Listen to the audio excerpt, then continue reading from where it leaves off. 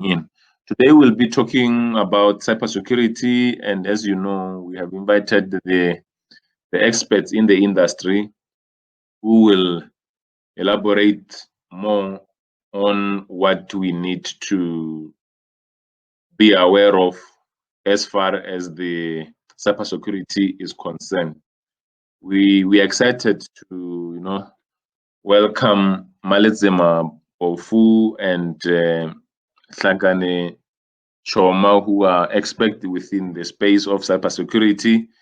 They are both has been in the industry for more than 10 years to date, and of course they work on a different places. Malezema being in the financial sector now, and Choma is in the telecommunication space. Motlokwe has already said, we'll look at what is cybersecurity as a profession, why do we need it, and then a day in the cybersecurity professional, the areas there where you can specialize, and what do you need to actually go into this profession. And then lastly, I'll just talk a little bit around fourth industrial revolution and the implications of cybersecurity in view of that. Okay, we can move to the next slide. All right.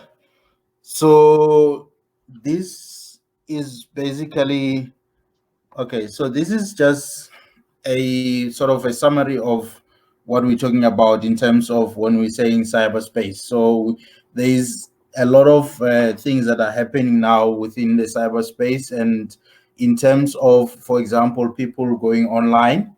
I think according to a study that was done by Business Insider SA, that's something that I will talk about later on. We for example, in Africa, we have about more than 525 million people who are connected to the internet, and it's predicted that in 2022 we'll have about more than 1 billion people connected in Africa. So what it means is that a lot of people are coming online. But then while a lot of people are coming online and doing good things, the cyber crime industry is also booming. So these guys are also working very hard and making sure that they're building their own attacks and so forth. So things like what you call the deep web and the dark web, that's where these guys are operating. When they steal your information and so forth, then they go and publish. They have auction pages that are running in there.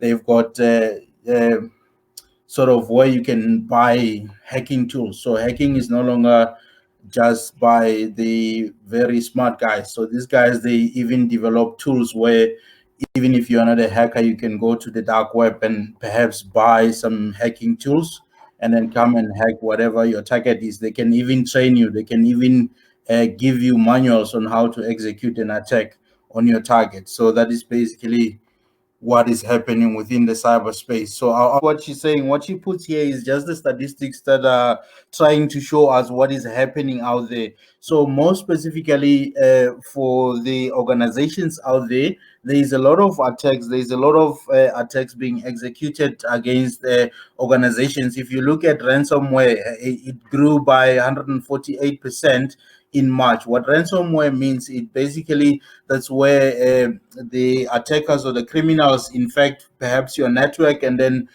take or not even take control, but compromise all your systems, encrypt all your information, and then ask for a certain amount of money for them to release the information for you. So we've seen a very serious spike just during the start of COVID. A lot of organizations, even within South Africa, have suffered a ransomware attack, and I think it's still continuing. It's still the main issue causing havoc out there.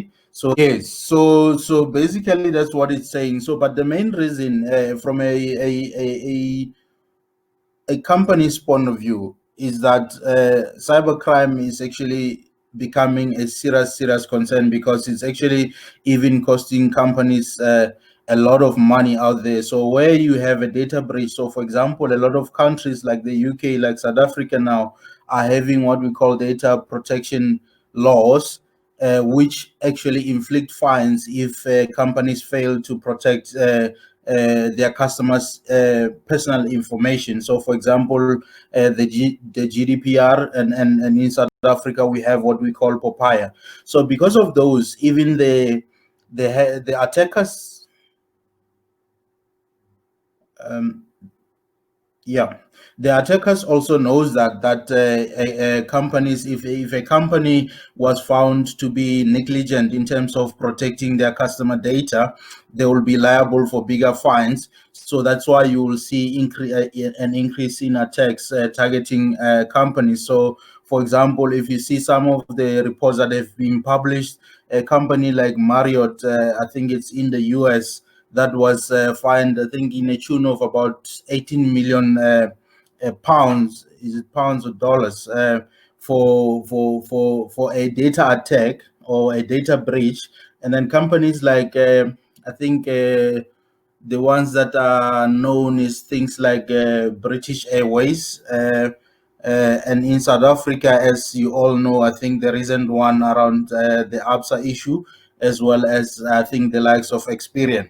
So the cost related to a data breach is very high. So apart from the potential fines that you'll get from the regulators like POPIA in South Africa, there is a lot of costs associated with dealing with a cyber attack. So, for example, if you've seen, some of the ABSA customers have been receiving SMSs telling them about the breach, and then they had to invest, they had to spend money, they are spending money to try and deal with the after effects of that attack, and making sure that the customers are not, or their customers are not exposed because of that attack.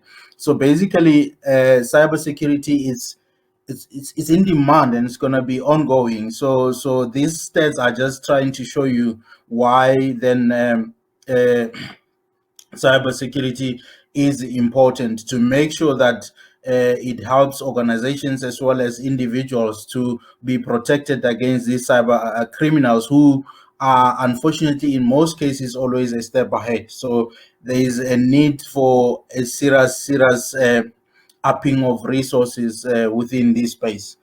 Let me just see. Yeah. So, for example, but this one I'll talk about it later on under awareness. It says 67% of breaches resulted from credential theft or human error. So you can put all powerful security tools you can, but if the people that you're working with or your employees are also not equal to the task, you will still be exposed to some extent. And that is why awareness and training of employees and individuals is also important. If you look, 21% of online users are victims of hacking. This happens almost every day. So even the people who don't have money, they will tell you that my Facebook account has been hacked, and so has been hacked. So these things are happening, and it's where cybersecurity comes in to try and help people to be protected against this type of attacks. If we can move to the next slide, Motlokwe. Okay, so that, yeah. All right, so these are just some of the cybersecurity terms.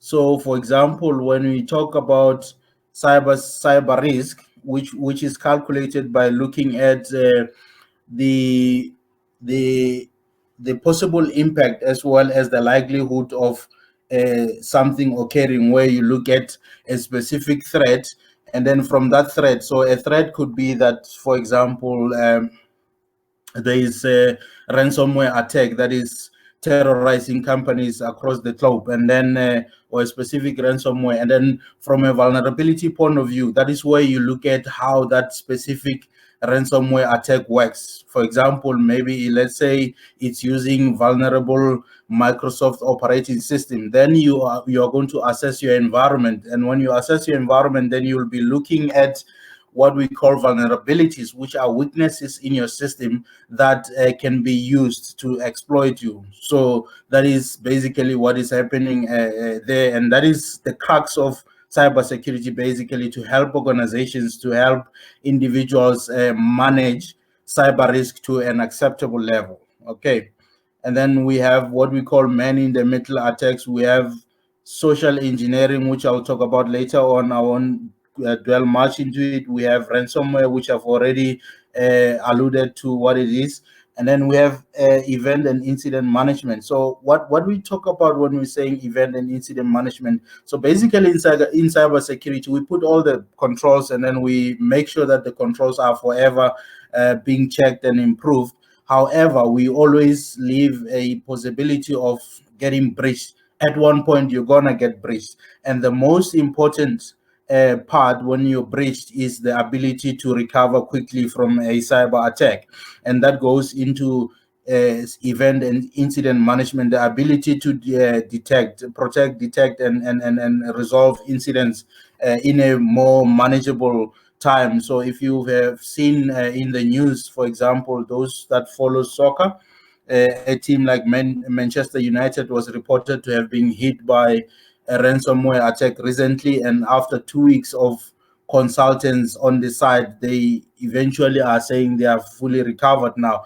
But a very serious cyber attack can go as long as a month or even two for a company to actually recover back to full operation. And that is why it's important to always be protected against these criminals. So phishing, spear phishing, and whaling, I'll talk about that later on. Rock software, it's so most of the time, some of you guys get, for example, what is it? Frustrated when your IT departments are blocking some of the softwares to be installed on computers and so forth. This is because attacks can actually be embedded in some of the softwares. And for example, even in terms of the apps that you run on your cell phone, if you keep on installing apps from app stores that are not repeatable, where they don't do proper checking and testing of apps before they publish them, then you can be actually uploading an attack onto your device thinking that you are uploading just an app for achieving a specific function. So that is a summary of the bad. And then when we look at the good, okay, so we're talking about encryption, we're talking about patching. So what encryption does is it actually, I would say, scramble, for the lack of a better way, scramble the data that has been stored so that it's not readable to anybody who doesn't have the proper authentication and authorization credentials. So then we're talking about patching.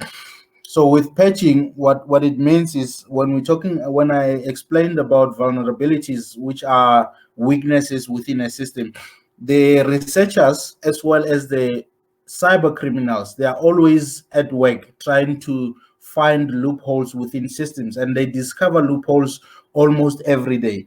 And then when they discover the loopholes, for example, if they discover loopholes within a Microsoft operating system, then Microsoft get told about that, and they develop what we call a security patch, meaning an update to that OS that will help to deal with that specific identified gap that can be exploitable if left unattended.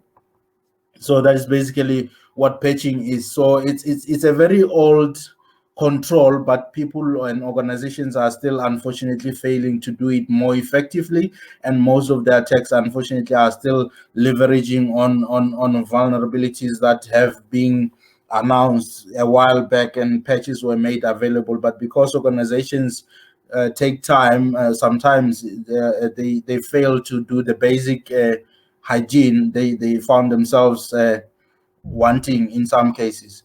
And then authentication and authorization, that's where you're controlling, it's actually access management or access governance, where you're controlling who has access to a estate, what level of privileges do they have, what can they do, what can they not do. And then you have antivirus, or let me call it anti-malware in this case, which is mostly to protect against these viruses as we know them traditionally. But these are getting more and more advanced. In most cases, you find that some of the new malwares are actually using other tricks that a traditional antivirus, for example, might not be able to pick it up, because a traditional AV might, for example, be based on signatures, and if an attack is not signature based, it might actually sometimes bypass your AV controls. That's where the advanced anti-malware are leveraging some of the additional capabilities like heuristics, like machine learning, host IPSs, IDSs, which unfortunately I'm going a little bit technical there, but it's just other means of detecting if somebody is attacking your system, for example, with endpoint detection and response, which is we call it an EDR, where you are able then to detect some more advanced attacks on your host or on your network. And then and then you have firewalls. Firewalls is just like a gate to your network or network segments, where you control who can come in and who can go out. And most often some misconfigurations within firewalls and networks also allow attackers to come into your network and compromise your network.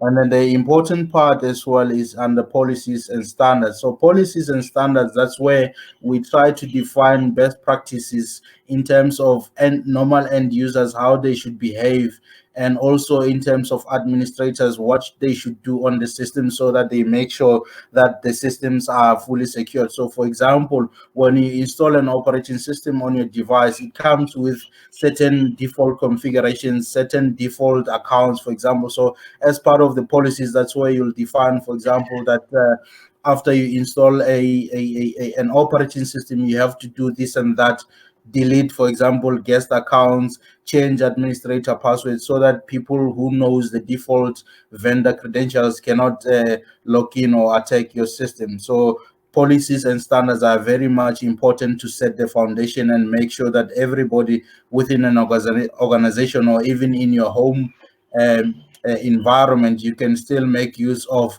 some of the existing best practices. Like the CIS guys have what we call the CIS benchmark, which gives you advices in terms of what are some of the configurations you can apply on your operating system to make it more secure.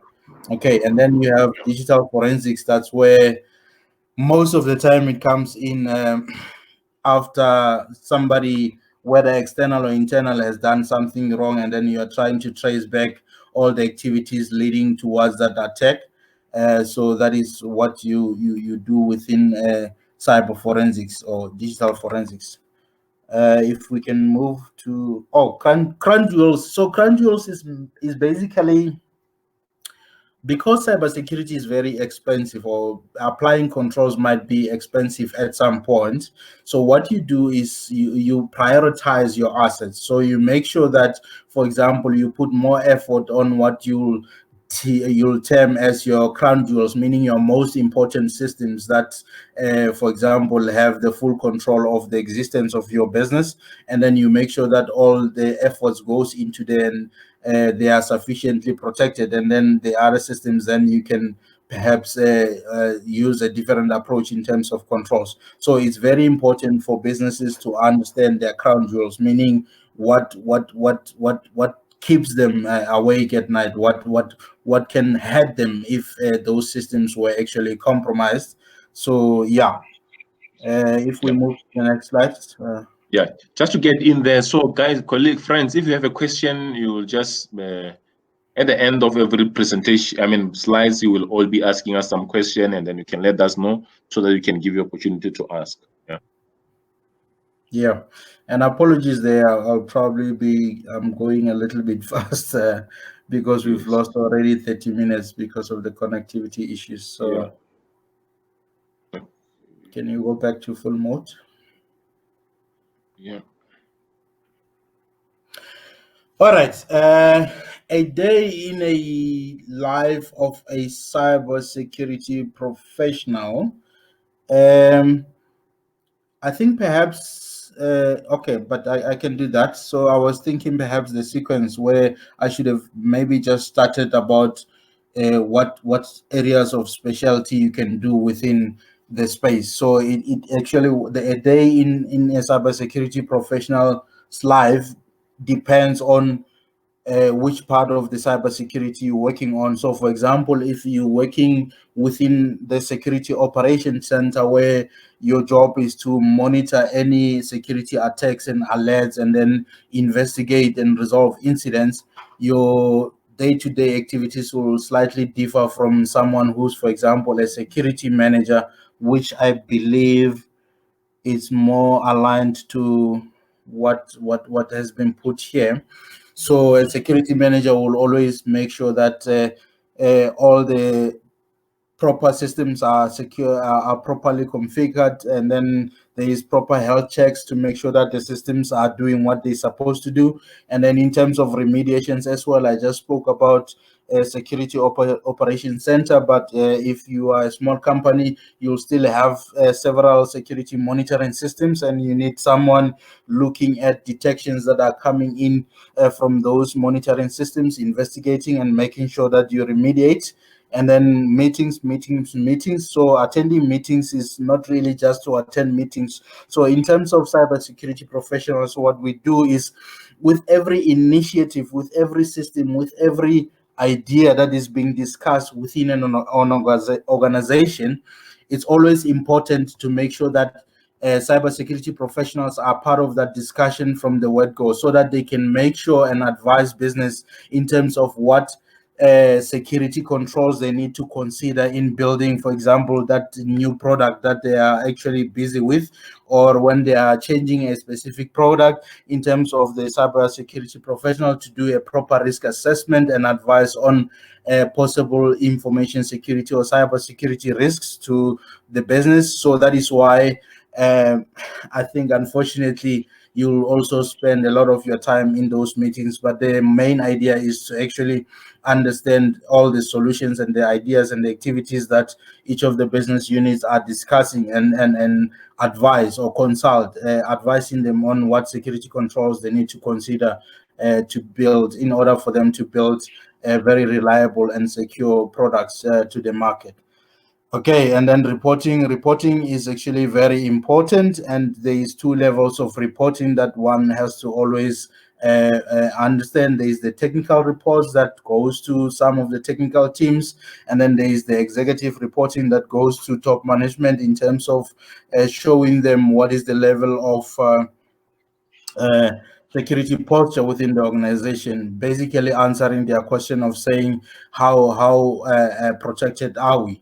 There's normally, we normally say there is no 100% protected, but then our job is to make sure that on daily basis you monitor all your controls, you keep on doing continuous improvement on the controls, and making sure that you try to keep up with the changing cyber landscape. And then policies and standards have already spoken about that. So most of the time, what we try to do is, there's a lot of organizations that are helping us defining what we call security best practices, that we try then to use and to build internal cybersecurity standards and cybersecurity policies. So the reason we do that, for example, the standards will be having a lot of controls, but some of those controls might not by default be applicable to your environment. So you look at the standards from a best practice point of view, but then you then have to drill down and look at what is applicable within your environment, and from there you define standards that then get adopted within your organization and then get enforced. If there's no question, we can move to the next slide.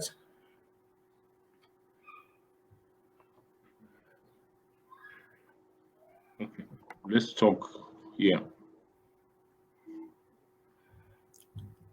All right. Yes. So this Yes. one is talking about the area of specialization. So some of the areas that she mentioned there is information security officer, which most of the time does end-to-end security. And how some of the companies structure their organizations is that you'll have, for example, a head of information security for the entire business, and within each smaller business unit, we will have what we call information security officers, which are then responsible for taking the high-level policies that are coming from group and then making sure that they are fully implemented within each of their business units, and making sure that they report back on the security posture of each of their business units. And then you have forensic analysts. That's where they deal with mostly forensics, which are most of the time happening after an attack or a suspected attack. They're off gathering all the information and making sure that we determine what has to or what has happened, and making sure that you also, most importantly, are not contaminating the evidence, so that if you have to go and stand in court, for example, with such evidence, it's actually, it can stand in court. It's not contaminated. Your vulnerability researchers or exploit developers. So yeah, let me jump this one a little bit. So these two are the same or almost the same. So forensic examiner as well as forensic analyst, you can see them as the same, or almost the same function. They do almost the same function in terms of forensics within or during an attack or after an attack. And the cybersecurity specialist is more like an ISO as well, where they normally do end to end, but in some organizations you find that people specialize. You find that there is a specialist that deals with email security purely, there's a specialist that deals with network security, there's a specialist that deals with for example, access management and so forth. So and yeah, so basically, yeah, I think she broke them down on the other side there. So email security, mobile security, network protection, uh, cloud services, data protection, server protection. So there's sort of a lot of areas you can specialize within the cybersecurity space. However, we're sitting with a shortage of skills within the cybersecurity space. There's shortage of resources. Companies are fighting for a limited set of resources. As such, that's why you find that most companies, the security teams are actually doing end to end. They're not really that specializing. So some of the resource companies are moving towards that specialization, but in most companies, you find that a cybersecurity specialist is actually doing everything security. So if we look at what she mentioned there in terms of cybersecurity application, there's a set of controls that you do to try and make sure that your applications are properly secured. And then you have network. You make sure that your network is protected there. And then your operational security, that's where you deal with your security systems and making sure that they do what they're supposed to do. Your anti-malware, your EDRs, your for example, monitoring systems, your firewalls, and so forth. Encryption is what I've spoken about in terms of data security, protecting the data. So, for example, you never want to store passwords and usernames in clear text format. So passwords will always have to be encrypted. And also, I think most recently it goes with some of the people talking about regulations like the PCI DSS that tries to put controls in terms of how to protect payment card data, meaning your credit cards and CVVs and so forth. So that is basically where you'll consider um, encryption. So access control is actually the biggest one, because even from a regulator point of view, when you have been breached and customer information have been exposed, one of the most important things is for you to prove to the regulator that you were sufficiently protecting that customer data, meaning you were having proper controls and proper restrictions in terms of who accesses the data, when, and then you have that full visibility. And it's always a challenge for organizations, because you find that even the data itself is sitting in so many systems, and one of the greatest challenges is to discover all the information within all the systems and make sure that they are properly classified, so that you can make sure that proper controls are applied to that information. And then end user education is awareness and training, that I'll talk about it if we still have time. disaster recovery, which is also very important in a case where you have been shut down, or in a case where something happened within routing. Are you able to still operate? Are you able to transfer some of your system functions to another site and continue operating in terms of business? So that is also important. The reason I skipped information there is because everything that I've spoken about goes or is because of information. So the main objective of cybersecurity is to protect information, and then all these controls and all these functional areas that I spoke about, their main aim is to protect information at all times. So and that is why it is important also to understand your information and classify it properly as an organization. If we move to the next slide. Okay, let me do this.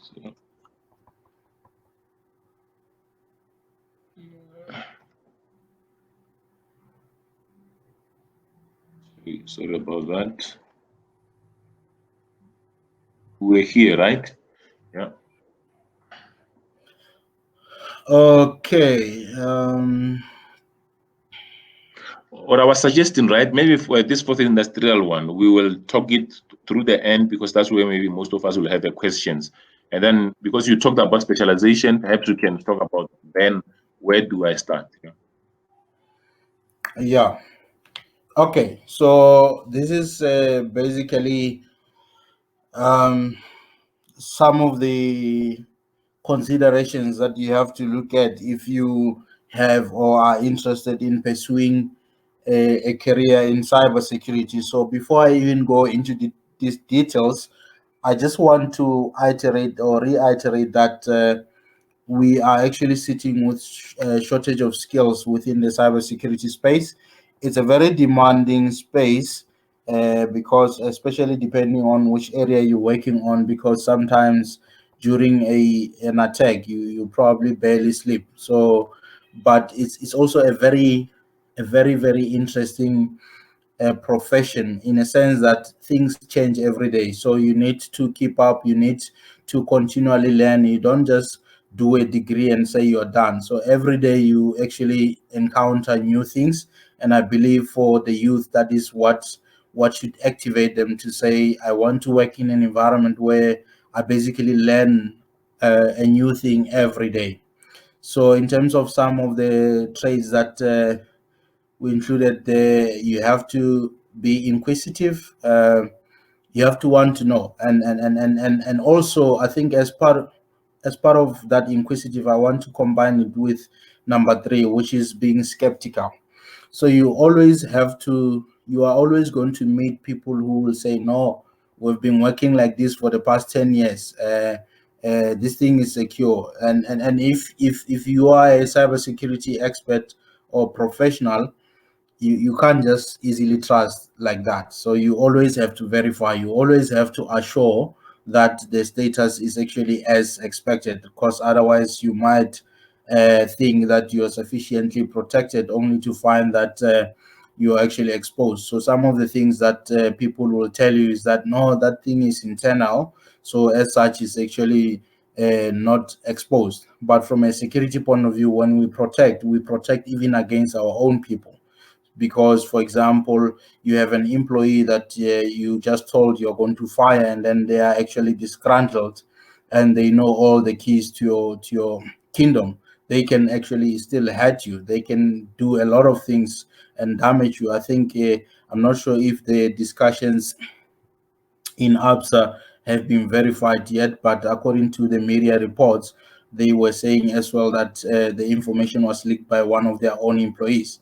This is reality. This is reality, is what is going to happen. So that is why, as a cybersecurity professional, you shouldn't even be scared to confront even your administrators if you have to put controls in terms of managing the privileges that they have on your systems. So that is one of the important things. Attention to details. Obviously, you miss one a little thing, and then that one little thing is what is going to be exploited and cost the company money. So you always have to make sure, and then you always have to be responsive and actually timely. So, for example, some of the guys that are managing our SOC services, if it's 24 hours, you have to be able to say if there is an attack that is happening, you have to act fast, because some of the attacks can take actually between 10 minutes and to an hour, or even 3 hours, depending on the extent thereof and the size of your network. But a lot can happen within 5 minutes, so it's always important for you to act fast. Education and training.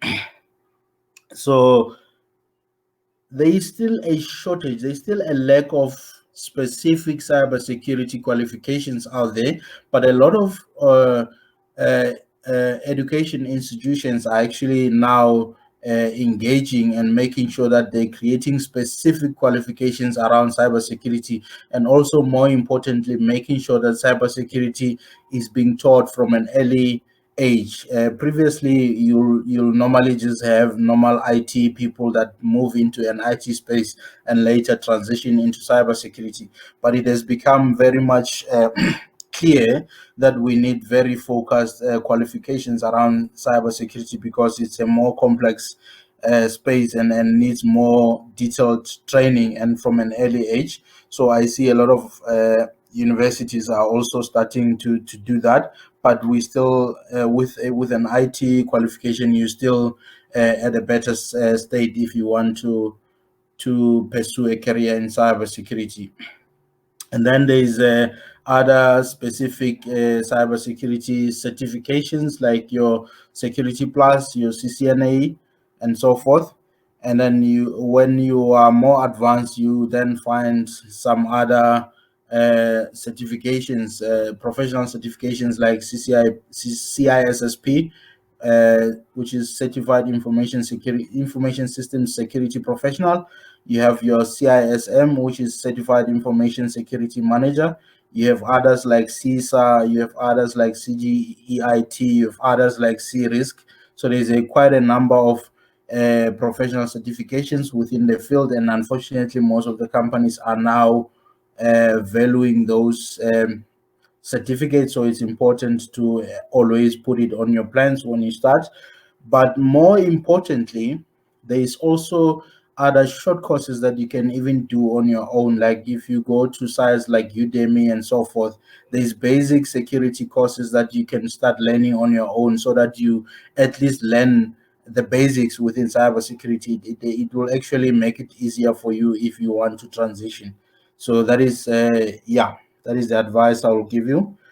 And then in terms of experience, so depending on which area of the cybersecurity space you're going to work with, technical knowledge within the IT space is always very, very important. But most importantly, also, for example, if you're going to work in a security governance space, you have to make time to try and understand some of the regulations. Like I said, POPIA, which is a Protection of Personal Information Act within South Africa. You have, I think, the upcoming cyber crimes bill. So you also have to make sure that you understand those. There is other best practices like your PCI DSS within the banking or the credit cards or card data environment that you'll also then need to understand. And then the other ones there is just try and be as hands-on as possible. One of the ways to be hands-on is to make sure that you have your own environment where you keep on testing some of these things. And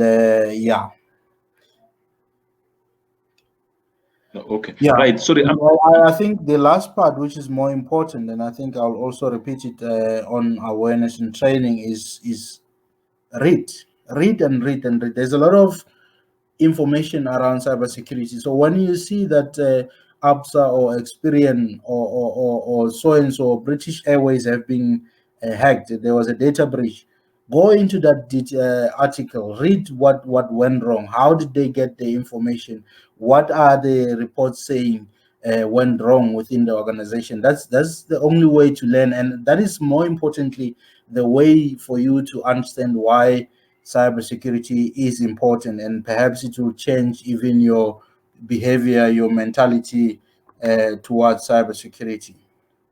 Okay. Okay. Look, I have a question, right? I think it may be two, but because of time, I wanted to check. There's something called ethical hacking, right?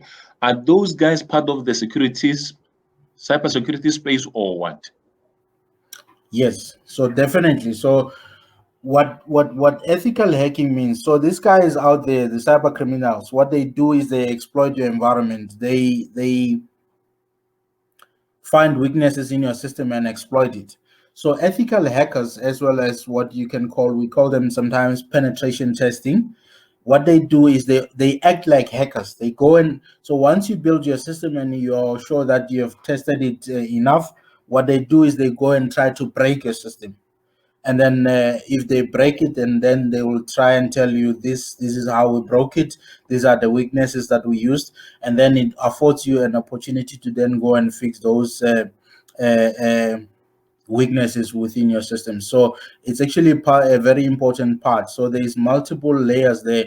They differ. We call them, for example, the red team, the blue team, the purple team. So they have different, not really that different, but different functions in terms of how they operate. But the red teams are normally what you can categorize under ethical hackers or / penetration testing. Yeah. So my other question is, I mean, with regard to the education, right? Is really formal education is it the required degrees and everything? I understand you said that universities are still trying to come up with a specific programs that are security specific, but do we really need to have a degree or diploma to get into this space? Yes, unfortunately, a minimum NQ of is it level 7. So a degree or diploma in IT, I would say it's a prerequisite. Yeah. And then is it the last one from my side, right? Uh, uh, can I wanted to talk specific to the issue of that experience, right? So because there's not, and then you just also rectify me there. There's nothing called security without these areas of being admin, networking, and all that. So can I just start from day one being trained as a security person, or is it advisable for me to start elsewhere and then come back to security? Is that my question? Yeah. So as I mentioned that your technical background within the IT space is actually an important foundation. It's advisable that you will have the general IT knowledge before, because remember, cybersecurity is actually protecting IT. So first you need to understand IT and all the basics within the IT space. So when you move into cybersecurity, then it becomes easier. So it's still possible if you learn, and perhaps depending on the opportunity that you get. So for example, within companies, sometimes we do hire graduates that are coming in specifically within the cybersecurity space, where we train them, and then they within a short space of time they actually have adopted, and they have the required minimum cybersecurity skills. So it's more importantly around your dedication and your ability to learn faster, and if you have that opportunity, it's still possible. So I think organizations like APSA, they also running some of the cybersecurity academy and so forth, where they're trying to build a lot of skills thereof. So it's going back to what I said, that there is a shortage there. That's why we are starting to look at universities to try and build those skills for us from the ground up. Yeah. Okay. Thanks. Any question from anyone, friends? Yeah, I've got a question, Mr. Motlokwe. Yeah. Okay. Go on. Oh, thank you. Mr. Choma, I just want to check, unless I'm wrong, but I understand that countries would have a framework on how to respond to cyber attacks, and more so maybe in the critical infrastructure and so on. I mean, do we as South Africa have any national framework on how to respond to cyber attacks? Yeah, trying to use the word loosely. So there's a number of activities. So, for example, within the CSIR, there were also activities trying to build what we call a national set, or where we have a sort of national response teams in terms of cybersecurity. And as I said, from a regulation point of view, a legislation point of view, the cybersecurity bill, I think, is just becoming alive recently, was still in draft. And once we have that signed, I think it's already signed, if I stand under correction, that is actually going to give direction in terms of how, as a country, we're going to handle cybercrime. And in terms of the critical infrastructure, there are some of the policies or the guidelines that are already existing as part of the national key points that also touches slightly on cybersecurity, but the cyber crimes bill is actually, I believe, what is going to offer clear direction from a country point of view on how we manage and respond to cyber crime. All right. Okay, great. Anyone? Right. Okay, I think we can proceed, Mr. Chom.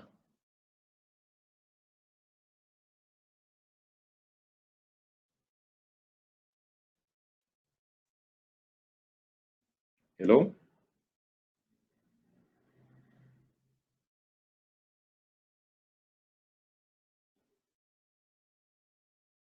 Mr. Choma is on mute. Oh, it's on mute, yeah.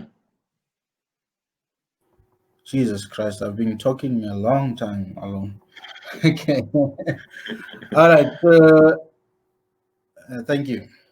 So now we're moving into an interesting part, and I call it interesting part because this one then applies to everyone, not just people who wants to pursue cybersecurity as a career, but everyone who, for example, has a cell phone at home that they use for one thing or another. So what is happening right now, as I said, that statistically in Africa we have more than 500. I think since 2019 we had more than 525 million people online, and it's predicted that by 2022 we'll reach 1 billion. This is people that are coming online with what we call smartphones or smart devices that are capable of doing just about anything, and then with the lack of knowledge on how to protect themselves when they are using these very smart devices. So as I've summarized there's a lot of things that you do on daily basis with the device. You socialize. There's social media that is actually capturing everyone's life, but on top of that you do things like online dating and so forth with your cell phone. You do trading for those that are in share trading, bitcoins and everything. You do all that on your cell phone. You do shopping on your cell phone. And when I say shopping, it's both online shopping as well as physical shopping, where you can use your own cell phone to make payments, for example, by scanning QR codes and so forth. So your cell phone is actually becoming a very powerful tool. You also do online banking on that cell phone. You're selling stuff on that cell phone. You advertise, you sell things, you do gambling, you work on that cell phone. Most importantly, as well, for those in the professional environment. So these days, you do all your work on your cell phone. You do store some of your work data on the cell phone if the companies are not having proper controls to manage that. So you actually do everything on that little device, and everything ties back to information. And the information is what, unfortunately, when you're busy doing all this interesting stuff on your cell phone, the cyber criminals are also doing a lot of things to try and get their hands on your information so that they can actually do funny things. They can hurt you, they can commit fraud, they can do identity theft, they can infect your devices with malwares that are supposed to achieve certain criminal objectives for them. So just going on some of the specific ones that I want to touch on. So, for example, identity theft. I always try and talk more about this one because, in terms of, for example, culture within some of our people that we deal with on daily basis, someone will just tell you that no, I'm not worried about hackers because I'm poor. Even if they can get to my bank account, they'll find nothing. But this identity theft, it's so serious that even if you have nothing, so one example I'll say, you have nothing now, and then someone steals your identity, they go there and then they create and buy a car on your names without your knowledge, and then later on you find a job, and then you try and open an account, then you find that you have been blacklisted, or you even miss a chance of getting a job because you've been told that you've been blacklisted, and when you check, there is a car that you took that you never paid for, but you don't even know about it. Another example is you then eventually find that loved one that you so dearly needed, and then you decide to get married later on. And then when you go to the home office, try to get married, then they tell you you already married to some certain Mr. Chimurenga that you don't even know. So that is how serious identity theft is. So somebody who can get their hands on your details, they can actually do a lot of harm with that personal information. And that is why countries have taken these privacy issues so serious that they're putting a serious fines if companies are not properly protecting people's personal information. One of the things that I want to expand on is actually social engineering and phishing. So phishing being sort of a subset of social engineering. So social engineering is what most of these attackers will start, is where they will start to try and hack you. And if we move to the next slide, Motlokwe. Oh, like yeah, while you're moving, one of the other challenges that we're having now is that it's no longer about the smart guys that are sitting hiding behind their screens wearing masks that are attacking us. As I said, it's so simple that these days you go into the dark web, you can buy an attack. They will even train you how to execute that attack. You can buy it off the shelf.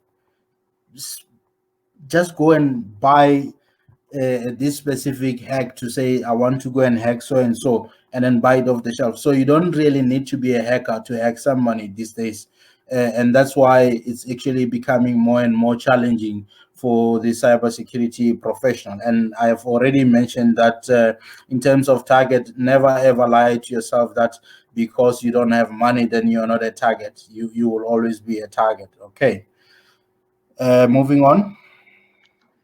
All right. So just this one is directly from Google. Just a good explanation of social engineering that I believe puts it nicely. The use of deception to manipulate individuals into divulging confidential or personal information that may be used for fraudulent purposes.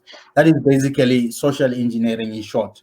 And some of those social engineering techniques will include phishing. Phishing is mostly where they'll send you an email and then they'll say, for example, pretending to be a bank, click here to update your banking account. What you don't see is that they actually build a website that looks like your banking website, but it's not your banking website. And when you capture details there, that's where they are stealing the information. Phishing is doing the same thing, but through voice. So basically a phone call or a voice note or even a voice recording thereof. Smishing, same concept, but through SMSs. These things are already happening, and some of you have already perhaps experienced that. And then impersonation, where somebody pretends to be someone they are not, so that you can divulge information to them.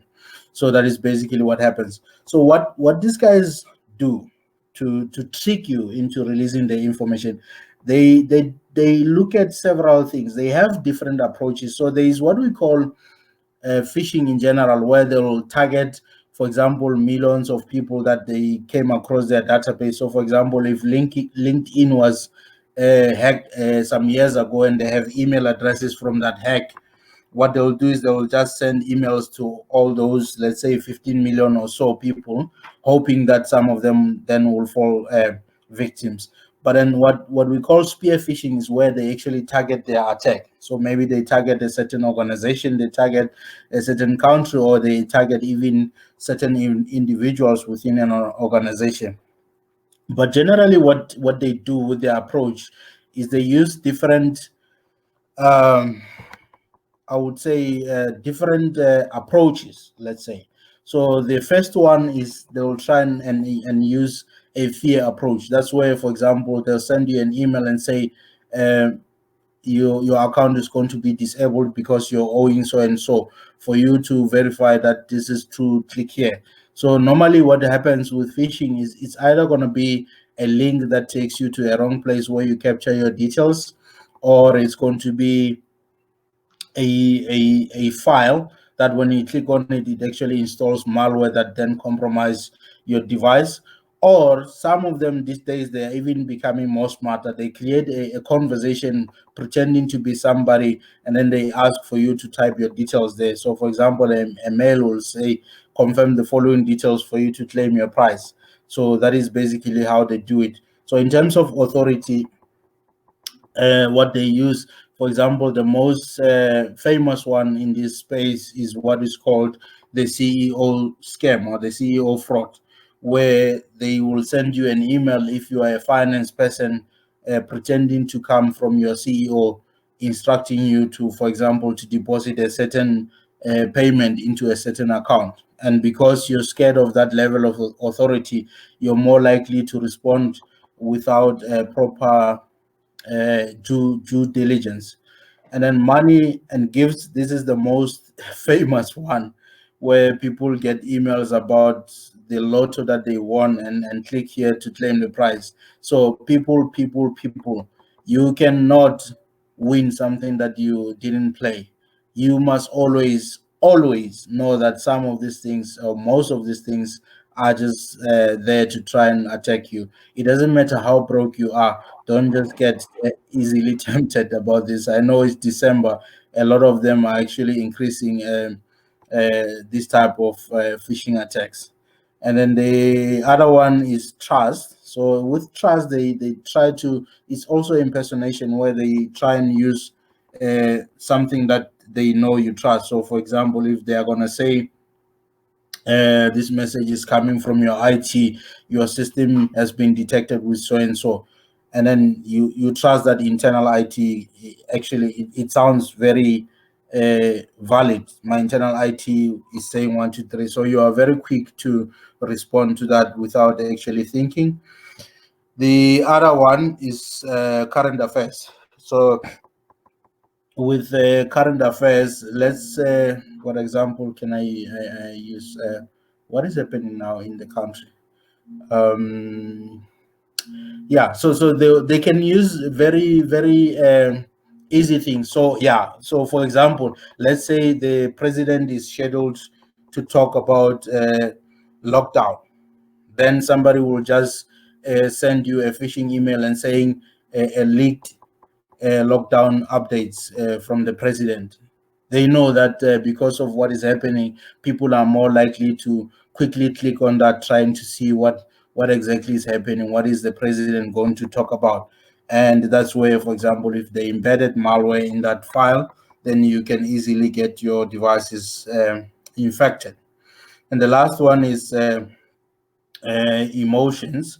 So with emotions, they also, one example that I can give under emotions is, for example, there's floods in KZN. Then they'll say people in KZN are without food and whatnot, and then please click here to donate some money. Or because of COVID, a certain area is struggling, and then if you're emotional trying to help those people, you are very quick to just click and say, thinking that you're doing a good cause, donating for a good cause, but only to find that you're actually sending your money to criminals.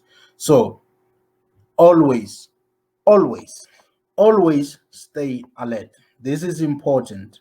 It doesn't matter who you are. When you are online, when you're working with an electronic device, always be cautious, always be alert. Okay, we can move along, Motlokwe. All right. So having said that, so these are just some guidelines how you can protect yourselves from these cyber criminals. The first one is always think before you click. Make sure that you understand or you know the emails that are coming from. So even by knowing the email addresses, so if Motlokwe has a website that is called motlokwe.com, and then you receive an email that looks like it's saying motlokwe.com, but instead of MO, there's M0 there. It might be difficult for you to spot. You'll just be quick to click. But if you adopt a culture where you're always extra careful, especially if you look at the contents and they look suspicious, then you have to really look really close.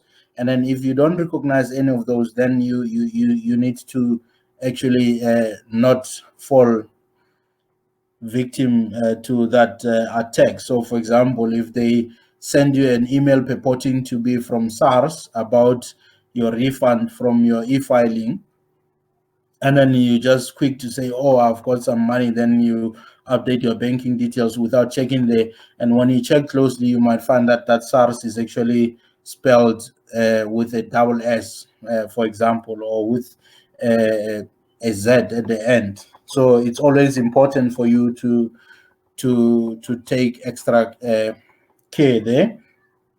And then the second one is avoid using online banking or shopping. So actually avoid using your cell phone to do critical transactions from a public Wi-Fi. So public Wi-Fi's are most of the time not really secured. So it's very easy for hackers to hack into your profile if you're using public Wi-Fi's. Okay. And then the other one is never ever provide your banking details, including the one-time PIN, to anyone. So, for example, with the one-time PIN, some people will call you and say, "No, I was trying to do my transaction, and then I put your numbers by mistake. So my one-time PIN has been sent to your cell phone. Please give me that one-time PIN because I need to do something." Never ever do that. The minute they do that, they're probably already in your profile. They're trying to transact from your profile. The minute you give them that OTP, then your money is gone. So always avoid that. Even your login credentials from any banking or online shopping sites, never ever give them to anyone.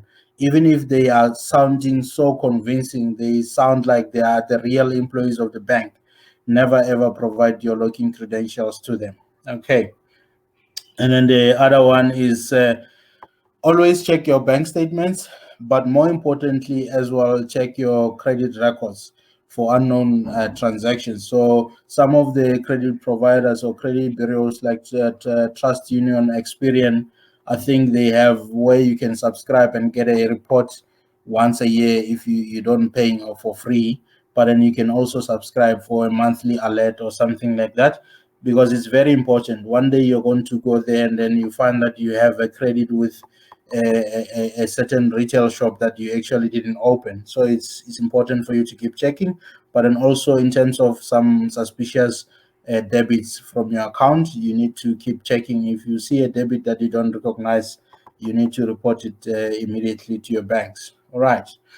And then the other one is your home Wi-Fi. So for those that have your home Wi-Fi, you have to make sure that your home Wi-Fi is protected.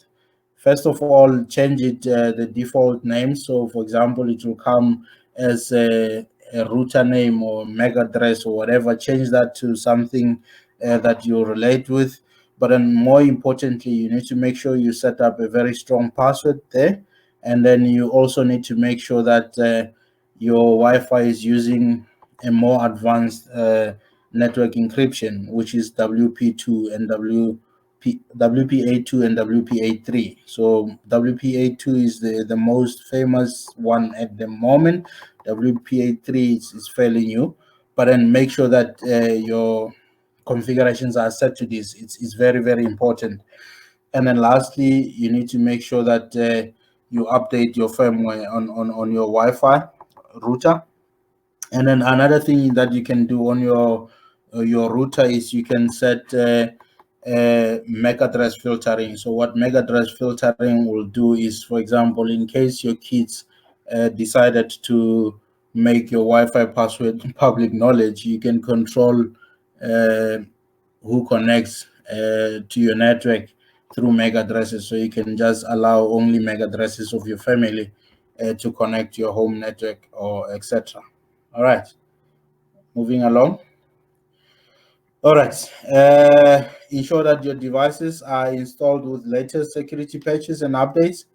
Unfortunately, that message you keep on getting to say you need to update your phone, it's very important, because with that update, as much as sometimes most of the time they're updating some functionalities, they are also updating some of the vulnerabilities that have been discovered, as I have explained when I was talking about patching there. So it's very important for you to make sure that your devices are always up to date and having active anti-malware. So there are some free anti-malwares there, if you can Google, even for phones, for Android, for example, that you can use even on your cell phones, but more also on your home computers. You need to make sure that you have active anti-malware there, or antivirus, as most of you might know it. And then if it sounds too good to be true, it always is, actually. And this is something that I've already touched on. You cannot just start capturing your banking details because they told you you won a UK lottery that you never played. So always be careful. It doesn't matter how broke you are, my people, you cannot fall for those tricks. It's going to be dangerous for you. Okay. And then installation of apps. So if you are like me, having small kids at home, and sometimes they use your devices, they install everything they can come across, games and everything, you are always going to be at risk. There's some apps that are actually malicious or have hidden agendas there. And if you install apps that are coming from non-reputable app stores, you are more likely to also end up installing apps that are there to spy on you or to even attack your devices or compromise your devices. So when you upload and install apps, it's important for you to always take necessary precautions. And also when you giving, so each apps, when you install it, then it asks for permission. For example, it requires access to your images, it requires access to your location, it requires access to your camera. You have to stand and think, this app, all it's going to do is 1 2 3. So if the app doesn't require, or there's no need for the app to have access to your camera for doing the function that you're installing it for, then don't grant that privilege. Okay. And then avoid publishing personal sensitive data on social media. Some of you now, it's gonna be awards in schools, and then you'll be proud of your little ones, and then the first thing you do when your little one gets an award, you paste on Facebook, you paste that certificate that has full details of your kid. That can be dangerous for your kid in a long run. So avoid unnecessarily publishing sensitive information online. So for example, if you've come across somebody's ID in a taxi and then you want to ask social media to help you to locate the person, at least at minimum hide the ID numbers or other details of that person, because it's very dangerous. If you're going to post the full details of that person, you might be putting them in danger against cyber criminals. And then lastly, use strong passwords and never share your passwords with anyone. And where you're presented with an option of using a multi-factor authentication, is always advisable to make sure that you activated multi-factor. Multi-factor just means you enter your password, it confirms that your password is there, but In addition to that, it's going to either send you what we call a one-time PIN to confirm. So that is an additional layer of security in case, for example, your password might have been compromised. Then you still have the OTP to fall back to. And I think that is the story, Mr. Motlokwe. Yes, thank you very much for this. I just have I want us to touch on that quickly. I think we are already running out of time, but that issue around fourth industrial revolution, right? If maybe you can just give us a brief to say how is this revolution, right, affect cybersecurity in general, given the fact that we are having cloud computing, we have Internet of Things, artificial intelligence, and all these other technologies or new processes of doing things. Yeah, so I prefer to use a layman's language. So people use those words like fourth industrial revolutions, like Internet of Things and so forth. But what I normally just say to people is through practical examples. So what it means, for example, in terms of, let's say, the health environment, we are moving into an area where you will possibly have what we call a drone that can act as a doctor. So, for example, if a person has terminal illness, and then they are installed perhaps with a certain chip that tells them if they go into an attack, then they can actually send a drone that already knows that this person needs so much dose of this injection for them to be fine. And then the drone will just fly into your area and then give you that injection. So it's actually cool. It's actually cool if you think about it. So if you think about what the likes of Elon Musk are trying to do in terms of, for example, driverless cars, where cars will just be driving themselves. Although it's not really good news for some of the taxi industries, but then it can reduce, for example, the amount of accidents on the roads dramatically, because those cars will be installed with proper sensors and so forth and funny things. And then in terms of your home, you'll find smart kitchens where, for example, your fridge is able to tell you that there is no milk. It can actually even go online and order milk online for you and so forth. Your microwave, you can tell it to turn on at a certain time to fry something for you. The danger with that is that the cyber criminals will also be looking into exploiting those devices. So imagine a self-driving car being instructed to then just overturn and throw you down a bridge, or imagine a smart microwave being told to overheat and then causes fire in your house. You see, imagine that drone that is supposed to give you drugs being instructed to put overdose and kill you. So that is things that cyber security professionals will be guarding against. So when people are designing all these smart things through artificial intelligence, machine learning, that are becoming more and more clever, the clever guys, which are cyber criminals, are also finding ways on how to exploit those clever devices, on those clever functions, and they are going to use them against us. So that is where it's important for cybersecurity to always be part of the integral part of that revolution, if I can put it that. And that's why, from a what is the word I want to use?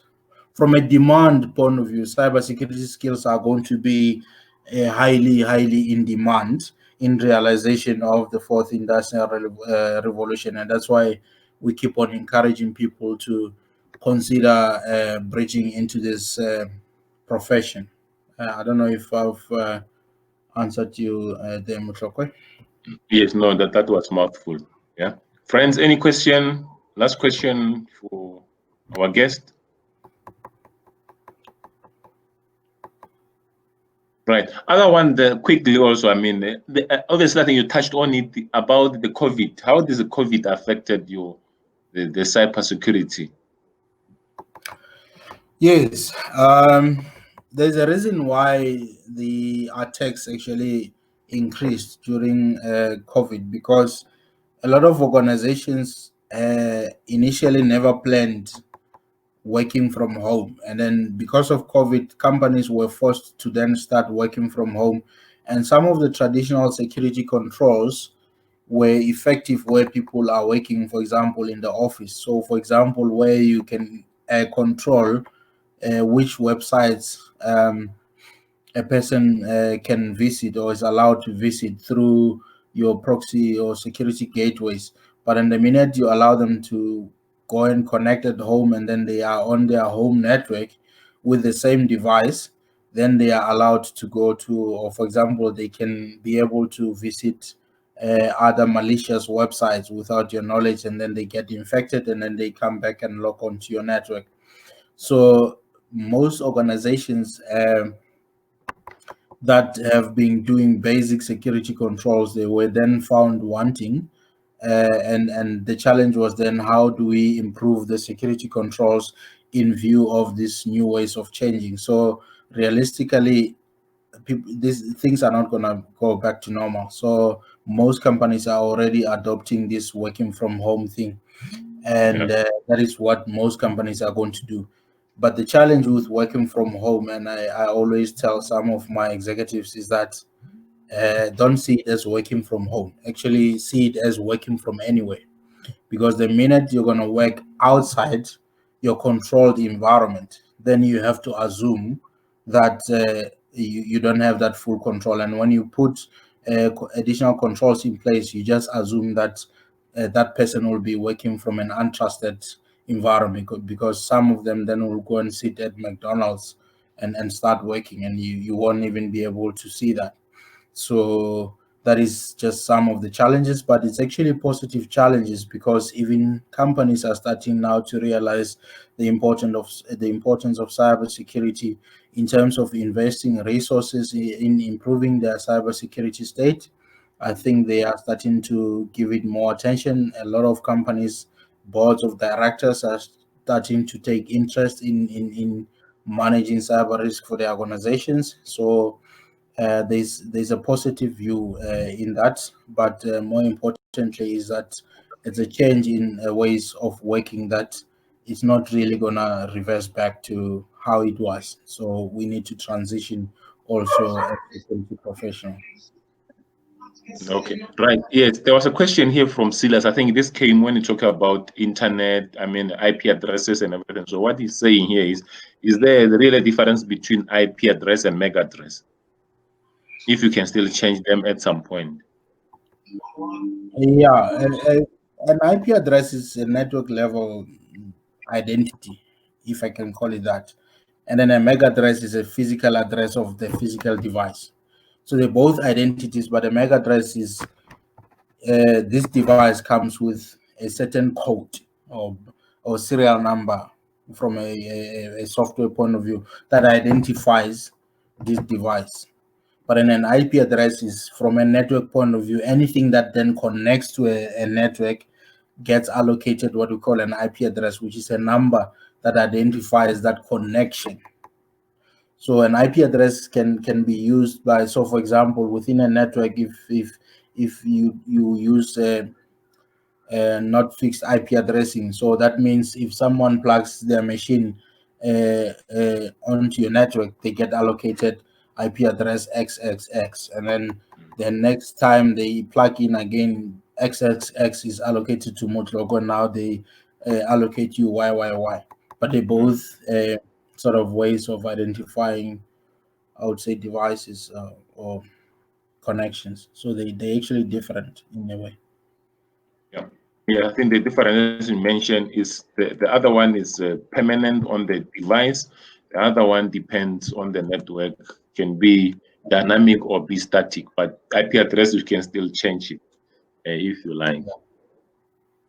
Yes. Okay, great. Any question? Right. If there's no question, thank you, friends, for joining. Can you touch a little bit on VPN? That's a question, just a follow-up question.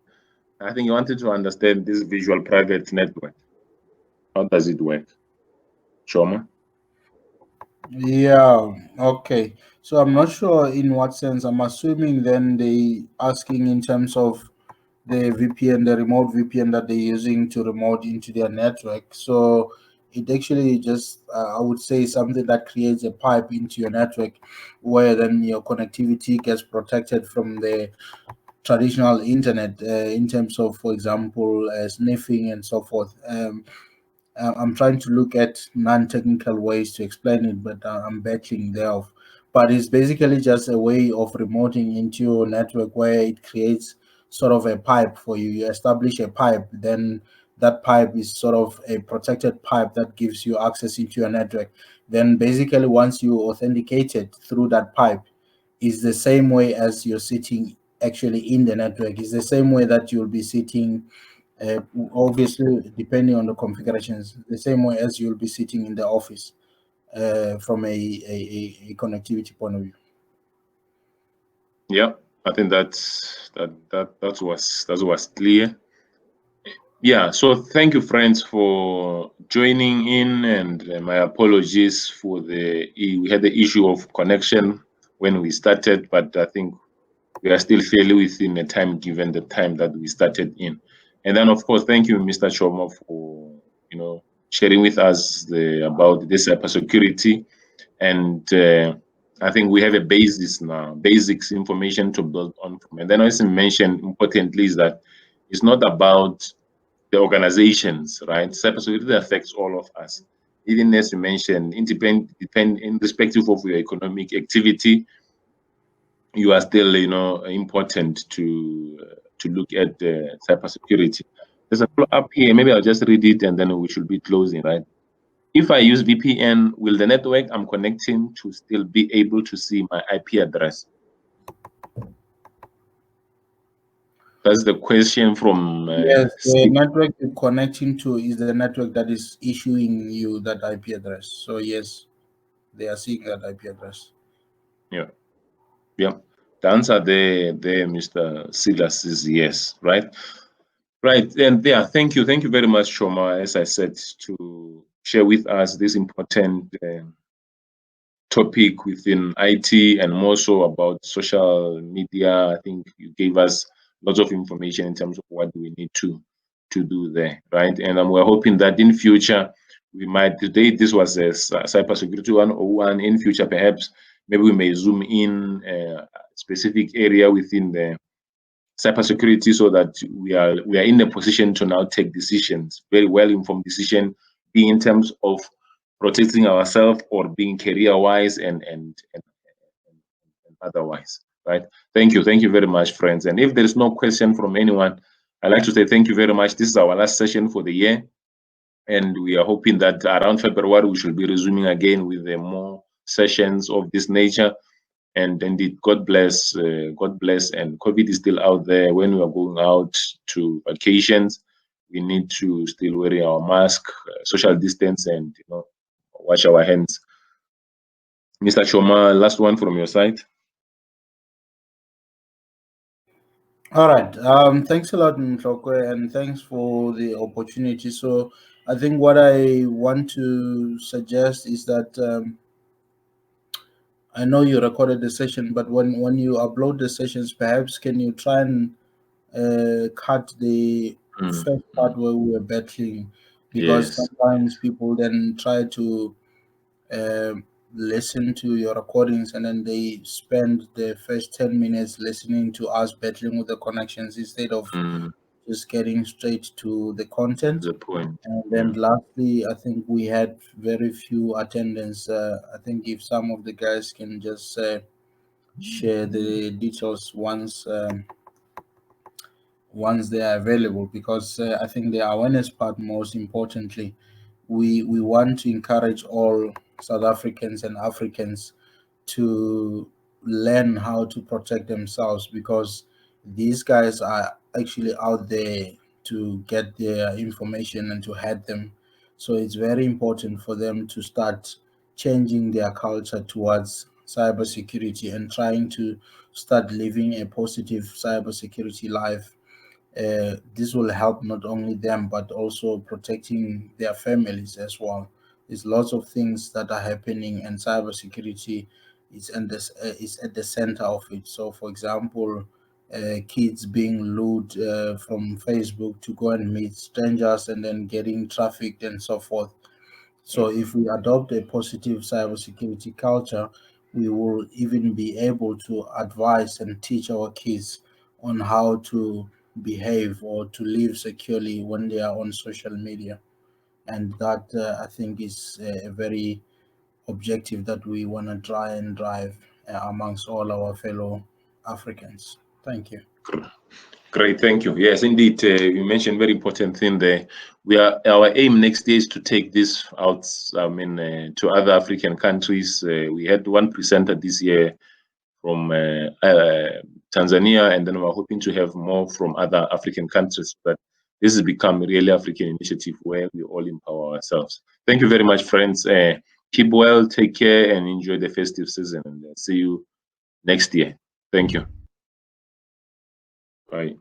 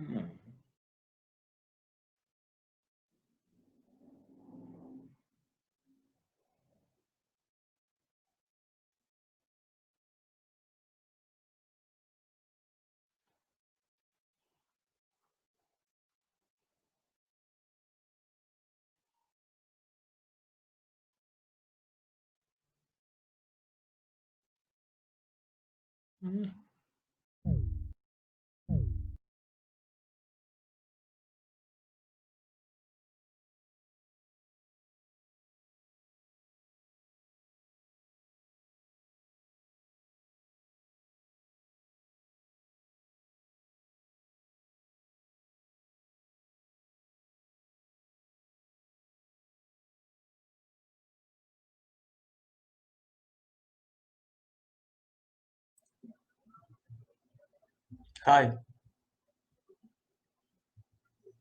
Spanish. Spanish.